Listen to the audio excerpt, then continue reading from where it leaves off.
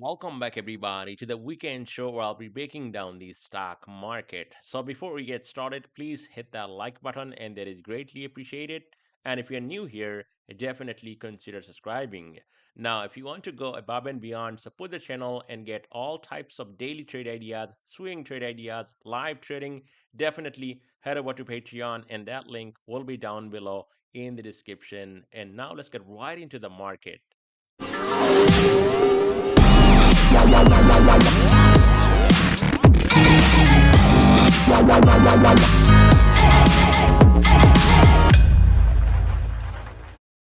All right, so what we got next week, you can see we have some data coming out on Friday, PC and the GDP. We also have some jobless claims and FOMC minutes on Wednesday. So a bunch of data coming out next week. Fear and greed index now on fear 36. Bull and bear sentiment, you can see 38.5 bullish, 23.3 neutral, and bearish 38.1, which actually went up from the last reading we had on 4th of this month. Now, what market did on Friday, you can see Dow was pretty flat. Nasdaq, I would say this is flat, 0.22% down. S&P flat, Russell going up 1.32%, advancing 62.5. So a lot of things are in the green. Now, when you look at 11 sectors, pretty much everything was actually in the green. But this is a defensive move, more of a safety flight to safety type of move. Utilities led the way, basic materials, real estate, energy, industrials, healthcare. Look at right here. This is not looking good. Communication services, technology, and financial actually breaking down. Week to date performance also. Utilities led the way, basic materials, energy, real estate. So that is definitely a risk of move here in the market. Stock market map. What do we have here on Friday? You can see Apple definitely going down big time, down another 2.27%. It was down on Thursday, I think 5%. Google down 1%, Meta down 1.5%, Tesla flat, Amazon flat, Nvidia down 2.21%, Microsoft also going flat for the day. And you can see some of these financial names are actually down, like Visa. Then we got JPM pretty flat, and a lot of other things, especially industrials, consumer defensive, utilities, and even healthcare. Those are actually in the green. So we'll talk about S&P 500 and see where the market is going next. All right, so here on SPY ETF, absolutely flat day on Friday, and you can see we're trading in the range and pretty much down to bottom of this range with a red body, inverted hammer on this weekly time frame. Now, just because market is just going up does not mean that we cannot come back down. And if you look at my screen, especially down here, right around that 600 to possibly even 606, this was that previous all-time high. So if we come back down, let's see right here. This is the top of the range. Let's say we come all the way down here. How big is this move? Right about 13%. Now, how much did we go down here?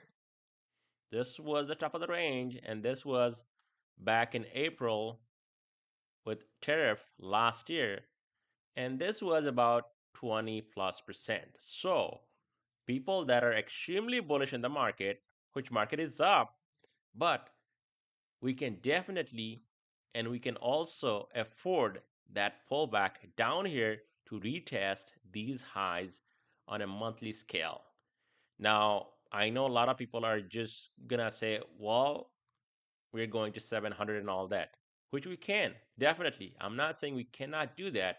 We're sitting on bottom of this range. You can see right on my screen, we got a doji type of candle on Friday, and that's 675 to 673, right about that range, bottom of this range, and we're just trading at 681.75. So this is the daily 200 SMA on this daily time frame, which is around 645. And what happened last time when we broke that? Well, you can see we had more selling, right? Is that going to happen? No. This is something we should keep in our back pocket, because market just turning back from all-time highs again and retesting bottom of this range. So going into next week, especially Tomorrow, market will be closed, but market will reopen on Tuesday. So we have 4 trading days this week. Expected move is pretty big, I think 13, 14 bucks. So we'll see how that goes. But as of right now, we have a doji type of candle, and there was a rejection from where? Well, right here, right about that 686 zone where we got rejection before. You can see multiple times, and we got really close to it. And the 50-day moving average also sitting right there just below that 687, 686 to 687. So going into Tuesday's session, if we open below 680, definitely is coming down to 676, 675, and maybe even retesting bottom of this candle, which you can see it's all the way down here at 669 to 670, and that would be a big breakdown from this range. Now, somehow we get a bounce and we get over the 50-day 686 to 687. In that case, watch out for possibly a retest of 689, and that was that previous all-time high also. And then the 20-day, if we can get over that, watch out for a retest of 691.62 here on SPY ETF. But keep that in mind, especially on a weekly scale. This is only about 12, 13% pullback if we get one all the way down here. And there's nothing it's going to be wrong with this uptrend on the monthly scale. You can see even if we get a pullback, it's just normal. We're still going up. This was a bull flag. We had that breakout. This was another flag. We had the breakout, and it was flagging pretty much here. We had that drop, and look at the monthly candle. So now, if we come all the way back down here to retest this monthly breakout, it's totally fine. It's not going to break anything. It's not going to be a massive crash or anything. It's just going to be a 12, 13% correction, and who knows, maybe we get like 15%. But as of right now, you know, it just 1 week we're seeing the breakdown happening. We need more evidence that market wants to break this range and go lower. But don't get surprised if we get some sort of a rally off of these lows down here, and possibly we go back right into top of the channel. That would be again at least trying to hit another all-time high here on SPY ETF. All right, so here on Triple Q was slightly up 0.21%. But if you look at my screen, we had this high, lower high, and this was a lower low to a lower high. And now we are just about to possibly take out these lows down here. Or in another case, this could be a double bottom. Now, going into Tuesday's session, guys, if Triple Q gets under that 600 range, we could be retesting 594.52 and maybe even coming all the way down here, which is going to be around 580 to 581, and that is your daily 200 SMA here on Triple Q. Now we get some sort of a counter trend rally. Look at where we're getting rejection, right about 607 here. If we can get over that, we could see a move back up to 613, and there you have it. You have the daily 20 SMA and the 50 SMA sitting right here at about 617 to even 618. If we can get over all these levels, especially these moving averages, that would look a lot more bullish on Triple Q. But as of right now, definitely it's actually a trend that is actually breaking down to the downside, and we just need that confirmation of a double bottom here, or possibly a breakdown of these lows down here that we saw last week. And if that's out, we could be retesting, not only 594.52 into even 580, and even retesting the daily 200 SMA here on Triple Q. All right, so here on Dow Jones is actually up 0.12%, pretty flat day. And if you look at my screen, what happened? Again, we had that fake breakout to the upside. In this case, we went really high. Last week, we did close over the previous all-time highs where we get multiple rejection.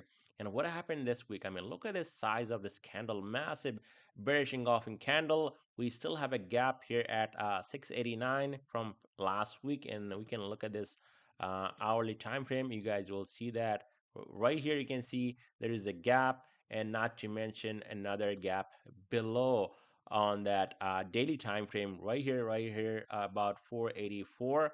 So here on Dow, this was definitely a fake breakout. Now, what I would like to see, especially if I'm going to the long side here on Dow, this thing needs to get over that 496. We need to stay over that for that retest to happen and possibly move back up to the upside and going into blue skies. But we did not get that on Friday. We did not close over 496 right here where we had multiple rejection. As a matter of fact, came all the way down to 491.36.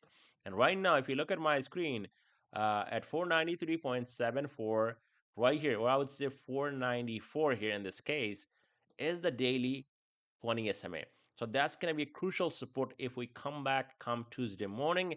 Underneath that, that opens the door for a move down to 491, and then you have your daily 50-day moving average at 488, and we could be filling that hourly gap and possibly even fill this daily gap down here, which is just under 484. So if you're bullish, you want to see Dow here over 496, maybe trading here some consolidation into that 502 into 505 and breaking out to a brand new all-time high. Otherwise, this is just a fake breakout, and we already got the confirmation of that fake breakout that did not take place, and now we're trading inside the range here on Dow. On IWM, it's up 1.32%. So this one here, you can see last week we came all the way down to the 50-day. It did hold up as a support. And this week we went back up to 269, almost closing this gap. We did not close the gap, which is just above 269. And now we are back down again. So is this some sort of a double top here? And we're just going to come back and take out these lows down here? Or this is just going to be a consolidation before the next big move to the upside. So right now it's below 264, which is this 20-day moving average right here. If we can get over that come Tuesday morning, we could see a move back up to 269, possibly even closing the gap just under 270 and heading up to that all-time high. Once again, I think the weekly expected move also 271 to the upside. Now to the downside, if IWM remains below 264, watch out for the key support, which now will find more support because of this 50-day moving average sitting underneath that 257 where we got rejection before. Now that can act as a support not only here but also with the 50-day moving average. Now if we get under these levels and especially under 50-day, that opens the door for a move down to 252 and then this gap right here right about 249 on IWM, and that's not gonna look good, especially when it comes to maybe this is actually a double top. So we'll see how that goes next week, but so far I think IWM is looking good, but as of right now can't say much because we got a lot of data, we got a lot of stuff coming, we got Iran and all that, lots of news around stock market, and crypto market is definitely not looking that healthy, where I would say we're just going to break out to a new all-time high. So we'll see how that goes next week. On VIX is down only 1%, so volatility is elevated, and not only over $18, it's trading over 20, guys. So you gotta be really careful going into next week. You can see this thing every time we're coming back into this trend line is holding up. So as long as VIX remains over 20, that's gonna be a support underneath that 18, and then we can possibly talk about maybe into like low 17, which is this trend line, and these moving averages are also stacked up right here. Now you can see this is kind of like a channel as well. We got these breakouts also coming back in.